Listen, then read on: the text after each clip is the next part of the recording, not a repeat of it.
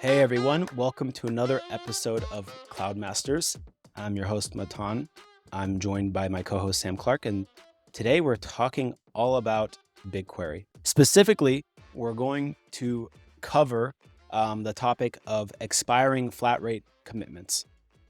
So the story goes that when BigQuery Editions were announced in late March last year, companies had until July 5th of the same year, 2023, to take a decision on whether to use editions, whether to pay the new on-demand pricing, which by the way rose by 25%, or purchase an annual flat rate commitment to keep using flat rate for a year. And so many chose to purchase a 1-year flat rate commitment in order to buy themselves a year to re-architect their BigQuery workloads, to better work with editions, or to just defer the decision to a later time. Now, between March 30th and up until July 4th, those flat rate commitments are expiring. And many companies are now faced with making a decision on whether to go with BigQuery Editions or on-demand pricing for their workloads. And we're joined by Matthew Richardson and Sayle Matthews, our resident BigQuery experts. They've been with us on other podcasting webinars if you're a repeat listener. Did I miss anything as far as the situation that customers find themselves in? Is that pretty much it? No, I think that pretty much sums it up as well. So let's just jump right into it then. What happens if customer that has a flat rate commitment doesn't make a decision, doesn't take an active decision, and it just expires? What happens to them? Pretty much the time that happens, whatever it says in your console for your expiration of that commitment, whatever you've got set for your commit on there for your flat rate, the number you have will be converted over to an Enterprise Edition baseline reservation, which is a pay-as-you-go, so you're not committed to anything. But you're going to be paying the Enterprise Edition prices for flat rate, which is approximately, I think it's 2.1 is almost close to exactly what it is. 2.1 times more expensive per slot. So the second that happens, you're going to be paying almost two times day on your compute. Lovely. Yeah, so we've seen this happen across a lot of our European customers where exactly that has happened, where they've seen massive rises in their costs just due to that Sayle just explained, where it's just rolled into an Enterprise Edition when they've been used to a flat rate that they purchased back at the end of March when Editions was first announced. So it's been a big shock for a lot of our customers, but yeah, something they need to be aware of. Will jobs perform differently under Editions, versus how they performed on flat rate? So the difference between the performance levels would be that if you had a flat rate commitment, essentially you have the concept now of baseline slots and max slots. If you had a flat rate previously, your baseline and max would be the same because you have committed to a set number of slots. However, under the new Editions pricing model, you have the option to use the new BigQuery Autoscaler, which will, in theory, mean that you can scale up your jobs further now than what you could before. The only that will be the main difference is that now you have that functionality, whereas in the old flat rate, you just had a set number of slots and your jobs would either queue if they went over that number of slots or they would just use the number of slots that they need at all times, basically. Whereas the new Editions gives you the possibility of flexing that up a bit, making it a bit more ad hoc to your workload. So is there no max set by default then?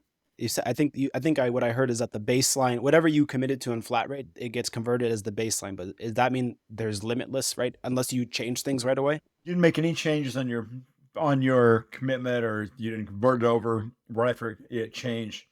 It's going to set a max and a baseline to what your flat rate was. So you're going to be constrained to that many slots. You're going to have that many slots. So theoretically, it's not going to change anything. The only thing you might see is it might change the concurrency level of your queries from going from flat rate to Enterprise Edition, which may or may not happen depending upon how many queries you're running concurrently at any given time.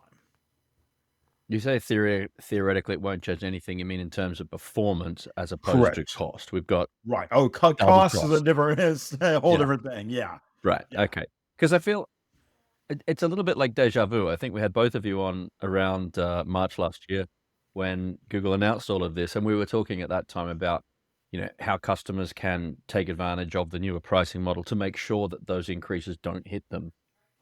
Has anything changed in that space, or are we still talking about the same best practices to keep the cost down? I would say we're still talking about the same. That'd be the general consensus is that, yeah, and it's more of just figuring out how many slots you really need to use and minimizing that. And at least that's the main strategy. There's a lot of little ancillary strategies around it, but the main one is set your size to your workload to right size it to save costs.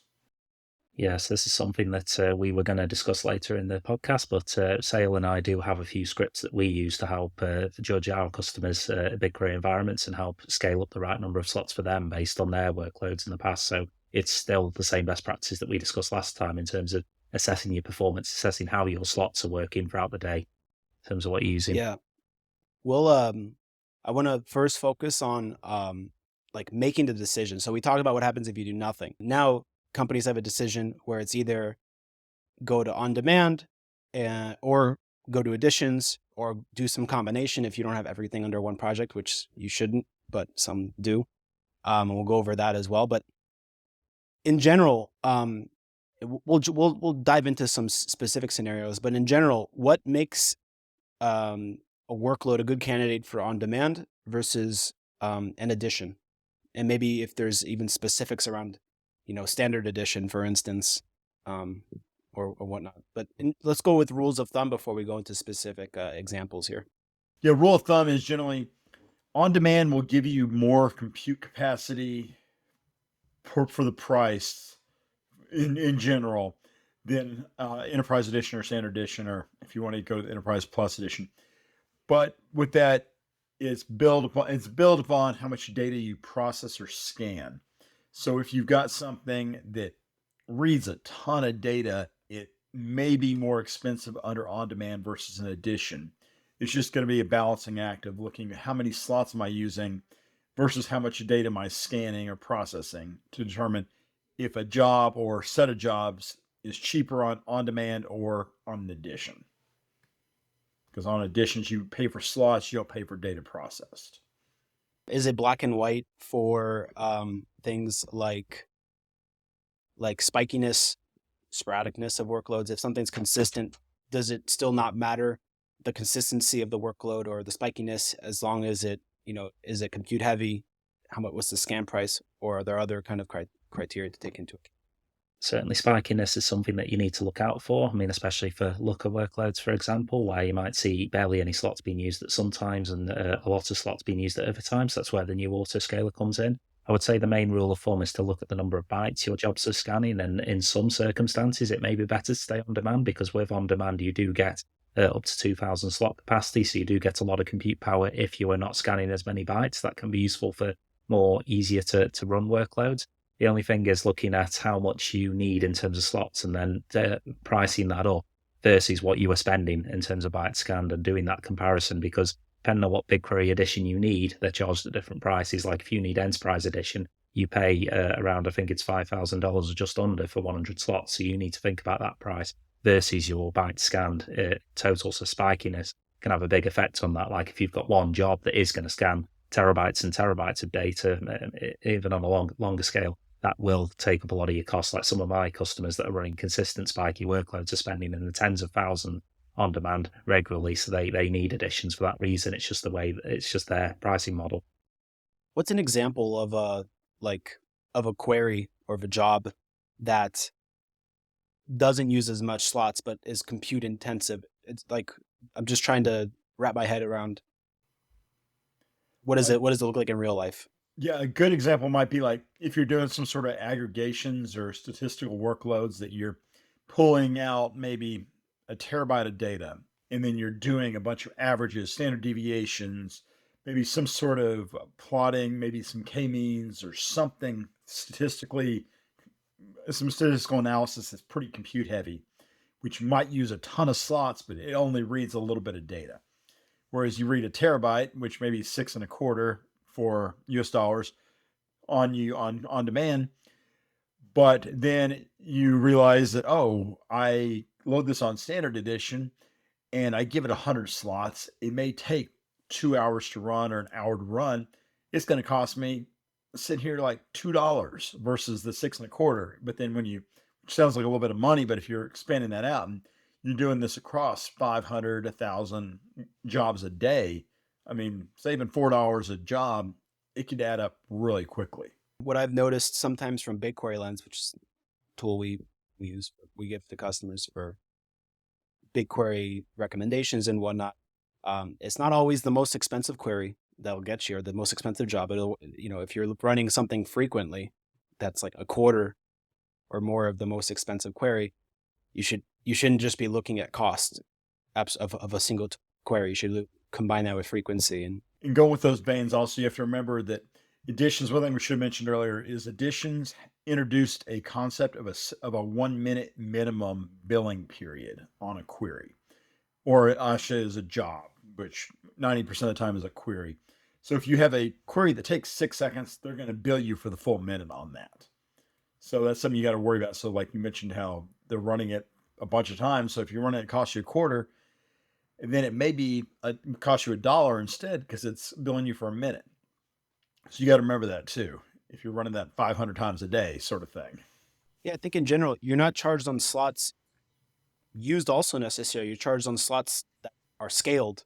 Yeah. Slots allocated, probably a good way to put it. Yeah. And you have to remember the increments that slots are allocated by. Like, I mean, you may be using, like, say, 110 slots, for instance. You're going to be paying for the next increment up to run your job. So you're paying for that, as Sayle mentioned, for the minimum length of time. So you need to think about that as well with Editions. So that's where the pricing can be quite expensive at times. Is it 50 slot increments or 100 slots? It's 100 currently. Okay.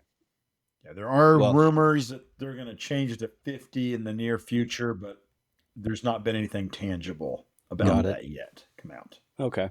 Let's jump into scenarios. I'm kind of leading the witness or I'm kind of hinting at a best practice. Let's imagine a customer, they have fairly consistent BigQuery usage, and that their BigQuery work or workloads are split across different projects. So maybe one project for Looker, one for DBT, one for ad hoc, one for the more normal consistent work that is not related to Looker or DBT.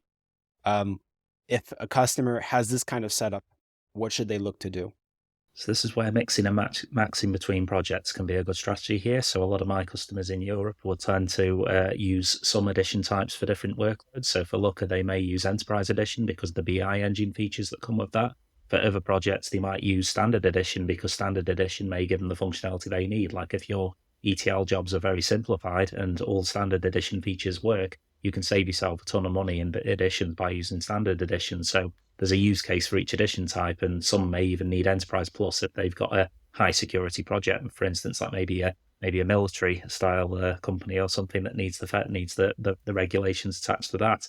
So that's where mixing and matching comes into play, should I say? And that's where you can save the most money that way by doing that.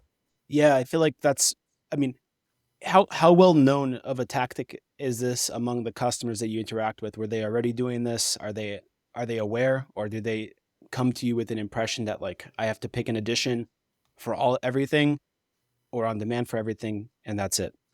I'd say it's a mix.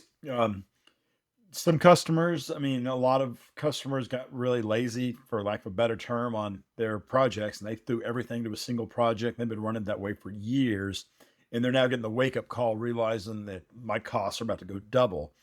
And then they do the analysis. They run some queries we give them, or we go work them with it. And they realize they break their workload up into 3 or 4 spots, and their costs go up 20% versus 200%.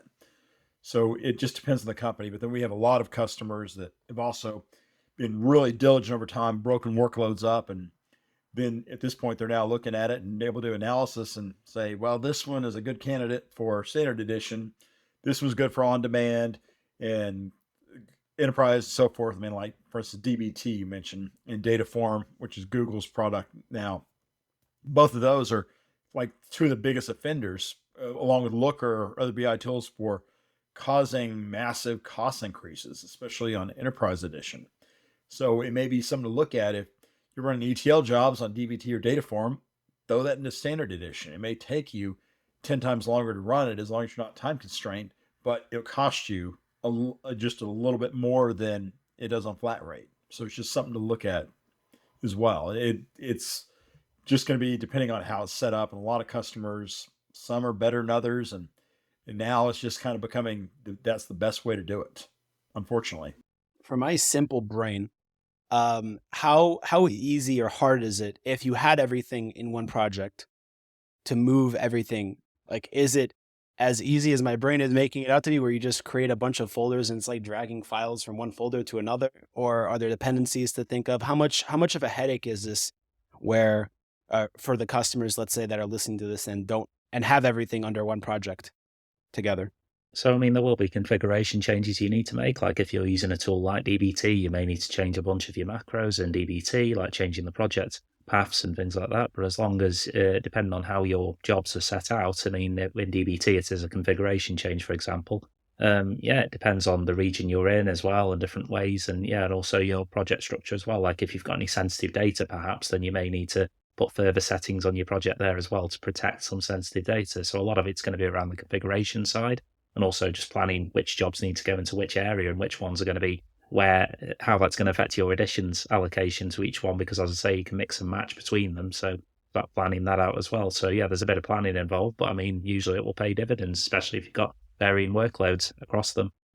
Yeah, I think of, for those who are listening to this, I'm like, I still don't want to deal with it. Imagine you have a daily pipeline job in the same project as the project that people are doing ad hoc analysis in. You're gonna, depending on what plan you select, you're overpaying on one of those jobs versus paying just the right amount or the proper amount if it was separated into different projects using different pricing so plans. just consider a 200% increase or a 10 to 15 or 20% increase is kind of the way a lot of customers are seeing it doing this. Now let's think of customer with fairly consistent BigQuery usage in one project, and they don't use other projects, or maybe they do so on a minor scale. Like for dev or test projects, is it kind of always standard edition, or is it still an it depends? I'd say it still depends. Okay. Yeah, it's going to depend on the features mostly. Google recommends dev and QA being standard edition, but not doing that in production. But I mean, we see a bunch of customers doing that, and I haven't heard of any major complaints yet, but it's just going to depend on what you need it for. Yeah, you gave an example of if you don't have time constraints on Looker on your BI dashboard, then standard edition could be just fine for. Right, and that's because standard edition has a cap on the amount of slots you can use, and it doesn't allow you to set a baseline with your slots that are quote unquote always hot and ready to go, so that's just scale up each time. But the opposite part of that is it is significantly cheaper. It's, I believe, 20% cheaper than Enterprise Edition. So it can save you a good chunk of money. If you have basic BigQuery ELT workloads daily or ETL, no time limits on job completion, and what about, and let me think of a third data point, maybe sporadic slot peaks, like peaks and dips throughout the day, what would they go with? So, I mean, it will be it depends answer again to this, but it will depend on how the workloads are running. I mean, one thing that I've experienced with some of my customers is where they can tolerate queuing, you might want to be careful around your auto-scaling features that you're using. So if you're needing Enterprise Edition, you want to be careful about the limits you set on the max number of slots for editions as well, because the auto-scaler in BigQuery can go a bit wild, admittedly, especially when, as you say, if you've got peaks and troughs and you can tolerate a bit of queuing, like with DBT, for example. But it will depend exactly on, again, how many bytes you're scanning. Like, I mean, some customers, like maybe in dev and test projects, if they just aren't spending the money on demand, like they're spending in the tens of dollars a day, then they could probably stay with on demand. So it will depend on analyzing your information schema, checking the jobs view in there, and from that, viewing how your jobs are performing day by day. And if you can tolerate queuing, consider maybe limiting the number of slots for whatever edition you're on. And again, think about the functionality that you're using. So if you're not using much, it's needed for Enterprise Edition, and Standard Edition, as Sayle mentioned, will save you a good chunk of your costs on Enterprise. So it is going to be, it depends. But it's all about knowing the difference between the different editions types and on demand. I want to go into calculations because you hinted at the script or a set of scripts. Are there any other kind of common scenarios that you're seeing from customers, and kind of maybe sharing how you go about it, or do we cover kind of all of them? I'd say one of the big ones we see that is like how I mentioned a minute ago was the 60-second minimum. Very spiky workloads is one that we commonly see, where you see what we're calling slot wastage, is what some of my colleagues started deeming it, where essentially the autoscaler is scaling up because in fact there's 100. If you need 101 slots, it's going to scale to 200 slots, and that gives you 99 slot wastage. The autoscaler is kind of notorious for that right now. But if you have a 60-second window and it needs 500 slots to run this job and it takes 6 seconds, you're going to have a 400 something slot, or if it uses 500 slots, then it's going to let that may or may not let that go, and you're going to have a slot wastage for that. In one case, it's a wastage in slots because you need 101. You're allocated 200. In another case, you need 500 slots for 5 seconds, but you're paying for a minute. Right. It's wastage slots or wastage money. Yeah. Unfortunately, that's kind of how it goes. And we see that when you have very spiky workloads, especially short-lived jobs, they may take the 30 seconds, but then another one's kicking in immediately afterwards, which should grab those slots. It's kind of hit or miss if it does perfectly. But that second job may come in and scale up again, and you got a massive slot wastage there, which is probably going to lead to more money as well. So it's kind of a common scenario we see, and unfortunately, there's really not a good way to model it. Because I suspect if there was, Google would have already put a tool out to do it for you. But fortunately, there's not a good way to do that. So it's just kind of we have to do a real good approximation, just get an average in there and go from there. But unfortunately, there is going to normally be quite a bit of wastage of slots or money when you have a very spiky workload, especially with short-lived jobs. Well, if you're using additions, at least. If you're using additions on demand, I mean, you're paying for bytes processed. And when you hit that limit, it bills it to you, sort of thing. Mm-hmm. So correct me if I'm wrong, but a year ago when we were talking about this, I think that was actually the first time we called on Google to listen to us for some feature updates, right? Some product feature requests, and it sounds like nothing's changed in terms of the autoscaler. I sort of was a bit surprised at how it worked or didn't at that time, and it sounds like that space hasn't really changed a lot. Yeah, to be bluntly honest, no, nothing's changed. Okay, so there's been maybe we haven't got to the Google product managers with our podcast yet. Yeah, coming out. Yeah, but I mean, to be honest, there's been some improvements. Yeah. Like it used to take like 7 to 13 seconds to scale up on slots, which would be added onto your build time. Now it's down to like the 2 or 3 range. Okay. Sometimes a lot of times less. Mhm. And then there was a scale down period, which used to bill you for a full minute. Now it just bills you up to that minute if you're under 60 seconds. Okay. So there's been some improvements, but overall it's pretty much the same. I imagine AI is to blame, where it's taking up a lot of the resources. We're going to share some scripts, some of these scripts in the speaker. No, I don't know, in the YouTube description / episode notes. But maybe you can talk about some of the scripts that I'm going to share. How to use them. What are the ones that you should use for what situation? Yeah, so we have a number of scripts that Sayle and I use quite often for our customer analysis. So we have a set of scripts that will analyze your BigQuery workloads in terms of slot utilization across the jobs view in the information schema. From that, you can see how spiky your workloads are. You can see how they're performing across projects or even organization level as well in some cases. And then also we have other queries to look at the concept that Sayle was talking about before, around slot wastage. So one of my colleagues has put together a query where we look at, again, how the autoscaler is working and how it would scale up in the circumstances of your workloads and how much your wastage is. And as Sayle mentioned, with the 60-second minimum, that's quite an important query as well, because I can show you again where some of the money's been wasted. There's one called billing recommendation per query, which looks at every query in a job and tells you how much it'll cost on demand, standard edition, enterprise plus, as well as the different variations of enterprise and enterprise plus with commitments. And then our colleague Glenn actually created one that he checked in here a while back about the number of jobs queued at a given time frame.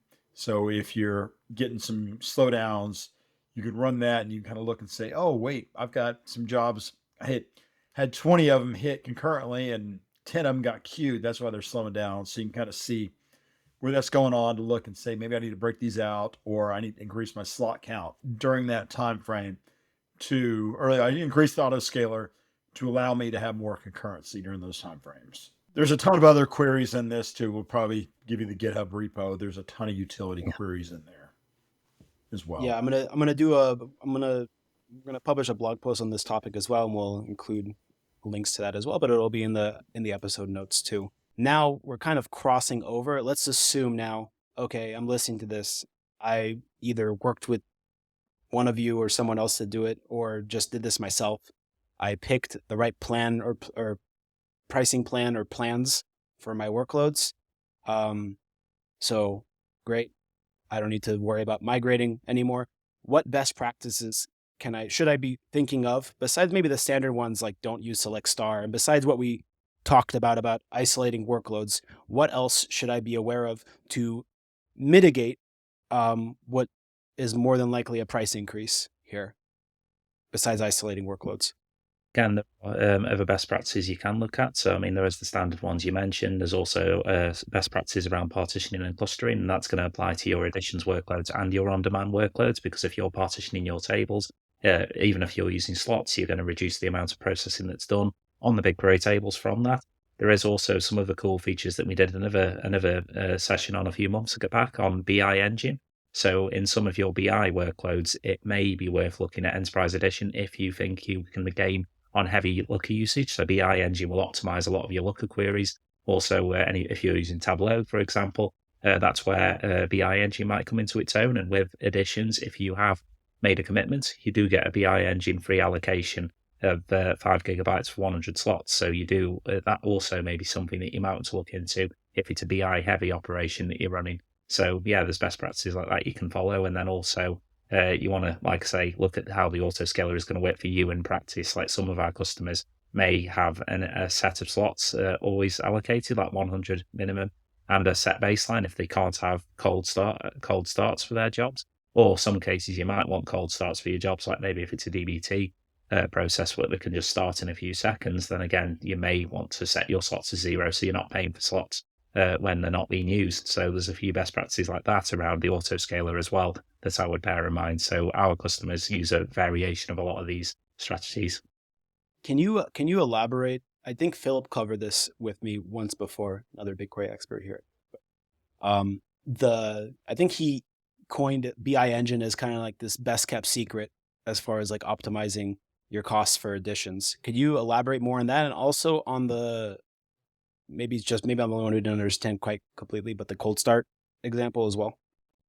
Yeah, so around the BI Engine point, it's a good tool that you can use with Looker and other BI tools that will optimize your BI queries themselves, and that can help with the slot utilization. And as I say, a lot of my customers that I've seen, they may already have an Editions commitment, and what a lot of my customers don't know is that they're entitled to a free BI Engine capacity with that commitment if they have a commitment. So it's quite a very best kept secret in terms of a lot of our customers don't realize that is free for them in some circumstances, like if they have a commitment. So it's a no-brainer basically to use the 5 gigabyte that you've got available to you and improve your BI jobs. That's where I'd usually use it. And in the information schema in BigQuery, you can see if a query has applied BI Engine or not.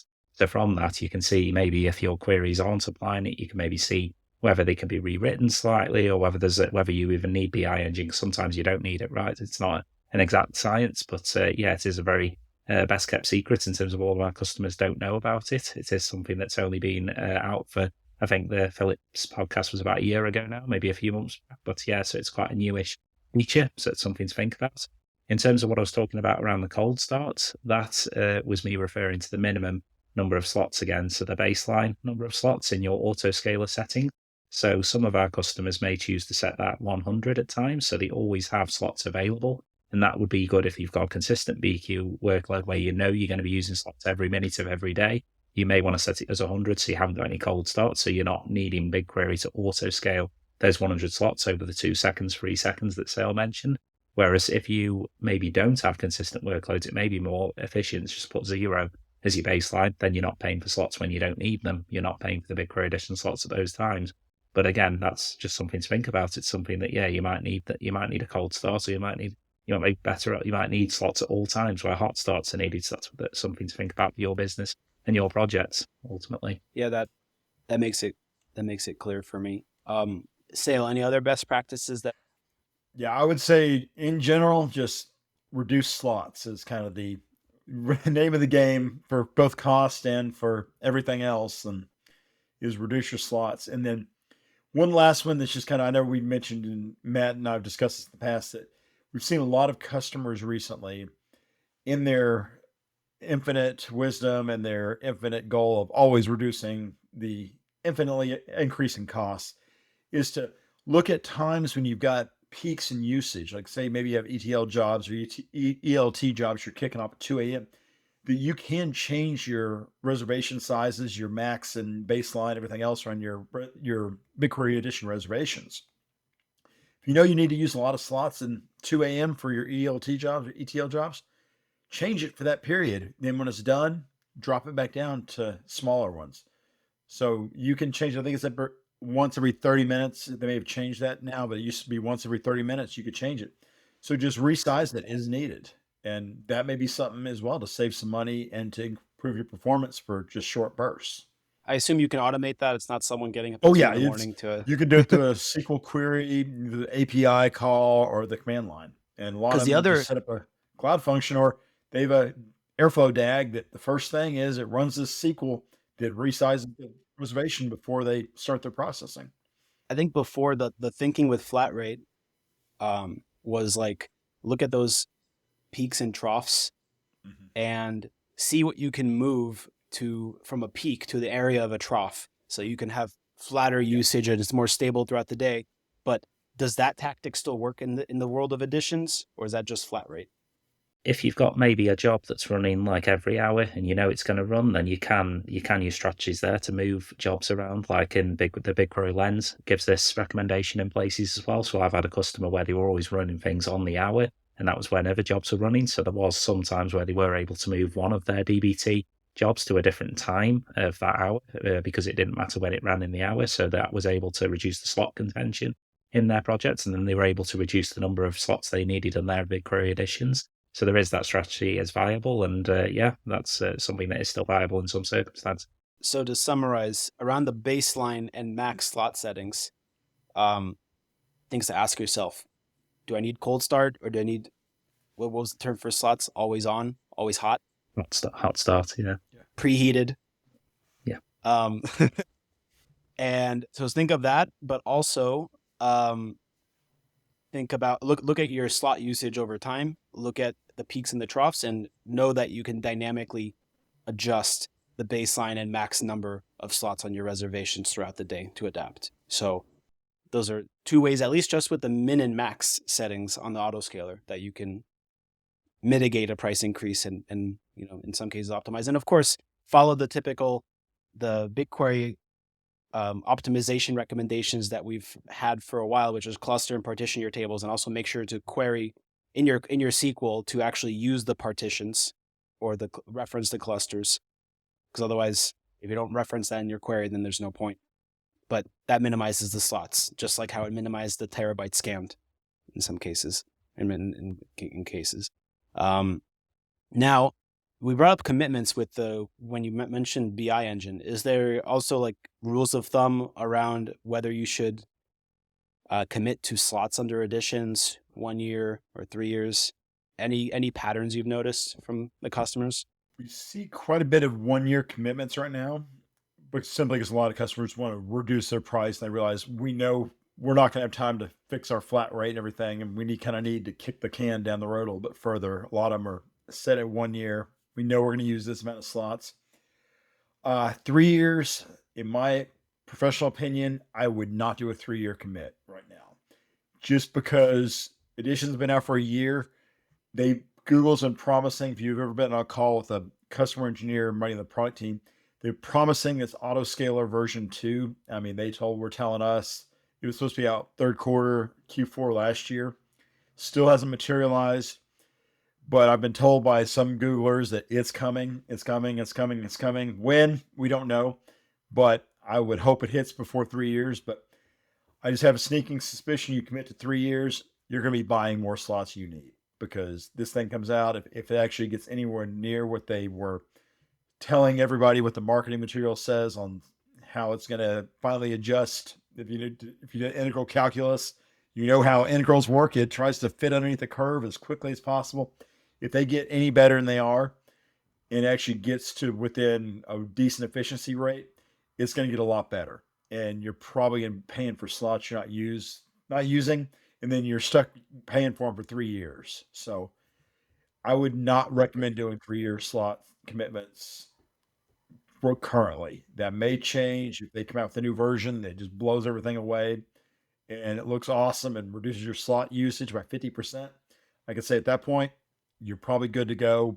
But unless you have a very good reason and you know that your BigQuery usage is going to be going up for this amount for a long time, I would not go with a 3-year commit at this point in time. So I always have this discussion with customers, separate to BigQuery, but about, can I afford to go for a 3-year commitment on anything, right? How many companies do you know using cloud that know what they're doing for the next 3 years, right?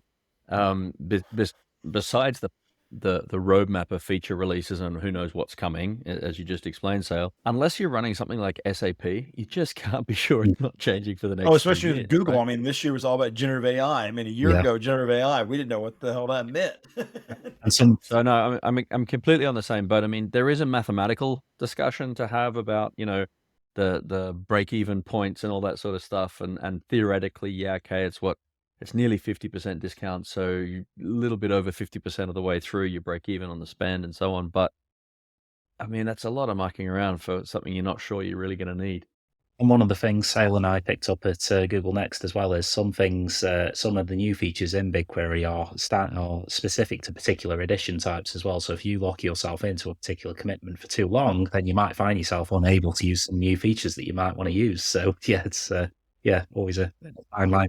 Check that chart currently, because Matt and I were in a discussion the other day, and they did change up what is given by each edition. Now, a lot of the features we kind of took for granted in Enterprise Edition are now Enterprise Plus. So if you're a customer that is affected by that, then do you have the ability to, similar to what you can do with, say, committed use discounts, right? With whether it be Cloud SQL or whatever, is there an ability to sort of purchase multiple and have them stack on top? So, I mean, we already mentioned you can have multiple editions. You can use different tiering. So can you, at an API, sort of just use a bit of Enterprise Plus because you need that feature for a few minutes? You could create it on a reservation, but not for a commitment. I mean, whether Not a modifying commitment, of course, no. commitments, Yeah, I mean, I've not seen it done on BigQuery yet. I know you can do it with CUDs if you talk to Google and make your case and everything. I know they will, especially if they're getting more money out of the deal. No, I wasn't talking about commitments. Obviously, commitments are commitments, and you should be willing to do it for a year. But we were saying before that you can mix and match, and you can use the tier that you need. I mean, right? like changing the reservations essentially between. Exactly, yeah. Yeah, you can Change change editions. that. You have to delete and recreate to do that. So Sure. it may cause some disruption Yeah. on your jobs, but you can Make sure you theoretically do that. really want it. Yeah, if you really want to, you could, but wouldn't recommend it, because if you're in the middle of a job running that query and you delete the reservation, change it. I don't know what that'll do, because I've not been able to recreate that, but I don't think it'd be a good thing. And to make an obvious point here, Enterprise Plus, I think we worked out the other day, Sayle is about 66% more expensive as well than the Enterprise Edition. So you do need to be very, very careful and make sure that you actually do need it. So yeah, it's you've got to be very careful. So besides being like a military, like when would you use Enterprise Plus? Healthcare, maybe, like companies that need the proper FedRAMP security. I mean, maybe healthcare data. So government and government. Yeah, it's 66% more than the next plan, not from flat, right? Or than the Enterprise Edition. Yeah. Wow. Or it's more than that. It's 66% more than Enterprise Edition, which Enterprise Edition is 2x flat rate. Yeah. Oh, wonderful. Okay. Yeah. But the big one they added that Matt and I discovered the other day was the egress controls on Enterprise Plus Edition, which is now you can set controls up. If you have Enterprise Plus, you can tell it can't go between regions on a query. You can't do that on Enterprise Edition anymore, which is something you could set up, do it. It wasn't explicitly in there, but you could set that up and do it on Enterprise Edition. Now that's a specific feature of Enterprise Plus. Were many customers dependent on that? Not that I've seen. Okay. Yeah, I've only seen a handful of use cases. No harm, no I'm sure. foul. Yeah, I'm sure they're out there. Otherwise, they probably would have done it. 'Cause, Yeah. Google's got all the numbers. They're probably looking at some analyst pulls a report and sees, oh, that somebody are using this thing. We can kick them up to Enterprise Plus, sort of thing. So they've got the numbers we don't have, and I'm sure there's a reason for why they did that. Let's wrap this up with, let's think of companies that are using DBT and Dataform.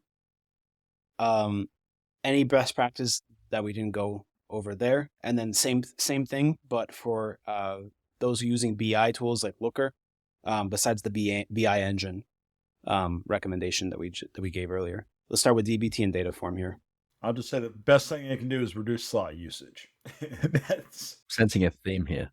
With some of those tools like DBT, you do have options within there to use maybe incremental jobs. So it's always about thinking about how you want to build up your tables. Like with an incremental job, you only load the data from the last day or from the period that you specify. Dataform has a similar feature as well. So it's worth making sure using them potentially to reduce maybe the slot utilization there. There's ways you can use it. And also be very careful what you write in your macros. Make sure that your macros are airtight, because I've seen some customers recently on Dataform, they had a partition written into a macro, and when they moved the data into when they moved the new job into Dataform, the macro didn't work as planned. So and it ended up selected. Sayle, I think you mentioned also in a podcast, in the previous podcast we did on BigQuery, that maybe customers should question whether or not some of their workloads should be in BigQuery versus some other Google Cloud tool to also cost optimize from that regard. Was that around like Dataform and DBT type workloads? That would be one good use case for it. I know if you were lucky enough to make it to my Google Next 2023 presentation, I mentioned this, and this turned out to be an extremely controversial point, apparently, that I had no idea at the time. But we had around this time, there were some customers we had that figured out that, like, actually one of them was on DBT. They realized that, wait a second, we're just doing these like small incremental loads per day. Why are we spending $50, $60 a day doing this on BigQuery when we can fire up a small Cloud SQL MySQL instance, dump our data there, do our DBT transforms, and we just export it to GCS and then load that in BigQuery? And it costs them all of like $2 or $3 for the Cloud SQL instance for 50 minutes or whatever. And so that was a real easy way for them. I mean, it adds a lot of managerial headaches in there, and you have a whole nother process. You're part of your ETL solution, but it was very simple, and it saved a ton of money for this one particular customer. And then I started looking at it and was like, well, you can start doing this on a lot more things, and actually recommended it in my next talk. And I mean, Google didn't like it, obviously, because it was cutting out a huge revenue stream for them by recommending that. But it's something you can look at if you're doing Dataform or DBT. I don't know if Dataform will do it. I haven't looked at Dataform recently to see if it still supports Cloud SQL, but DBT for sure. If you've got a way you can load smaller workloads onto a Cloud SQL instance, or even you want to do just a VM running it, do your transforms, drop it to GCS, load it in. That may be easier. So or maybe not be easier, maybe cheaper, a lot cheaper. Because you got to remember, DBT and Dataform, they both use almost strictly compute on BigQuery, and that translates straight to money now on additions. So that is something to consider to do. It works pretty effectively. It's probably involves some Terraform and just orchestrating, but it can save a ton of money on it for just having one new step in there. We're a customer first podcast, so that's Yep. it may ruffle some feathers, but I stole that. It will. I listened to a hockey podcast, and they're like, we're a players podcast. So I take a lot from that podcast. I think that wraps it up, unless there's any final things that we missed. I would say one thing that we should mention as well, on if you're using DBT Dataform, and just kind of in general, though, topic that came to mind that we want to mention is check your frequency of running queries. And this would also apply not just to ETL, ELT. This is just in general, if you're running jobs commonly. I know our BigQuery Lens tool, it's got a little frequency recommendation. You can look at how often things run. But if you don't have access to that, look in your information schema, find queries, do an MD5 checksum, and just compare those numbers and compare those checksums and build numbers. See how often your jobs are running with the exact same query. And if they're running 500 times a day, start considering, do I really need to be running it that often? Should I drop it down 20%, 10%? And then you start looking at the numbers, how much it costs. It can reduce your cost by that much. And it may be something to do. Or if you have a DBT job or Dataform job that runs 20 times a day, consider, well, if I increase this or decrease this to 10 times a day, but it increases the amount of data it processes by only 10%, you got a net gain there of money. So that's something to consider as well. Look at your frequency, because that's something that happens. And even check for queries you don't know they're running. Because I can't tell you how many times I've been on calls demonstrating our BigQuery Lens tool to customers, and we pop that thing up and they're looking at, what is this query that's costing us $200 a day? They had no idea they had some Airflow DAG running that they still had set up, or somebody that left the company a year ago, it was still running. And they had absolutely no clue on that. So check that as well. Sounds like when like your kids have like credit card info and they buy a bunch of Fortnite credits or Fortnite money and they just go crazy. You're like, what is this? Yeah, and that's exactly what it is. Just things you don't know about. And what you don't know about can cost you a lot of money. Yeah, we see it all the time. All right. Well, we're going to wrap this up now, but we're also going to do a live Q&A. So for anyone who's still listening at this minute mark, we'll send you an email about it as well, but we're doing a live Q&A. You can ask any specific questions you have live. For Sayle and Matthew, among other BigQuery specialists that do it, will be there. Thanks for listening, and hope this migration to Editions, if you're on an expiring flat rate commit, hope it goes well for you, and hope we can help you either in the podcast or if you're a customer, open to take with us. All right. See you guys. Thanks, guys. Thanks, guys. Specifically, BigQuery Editions. Okay, we're going to start from... That's one of your... I'm not cutting any of that. That's one of your finest intros.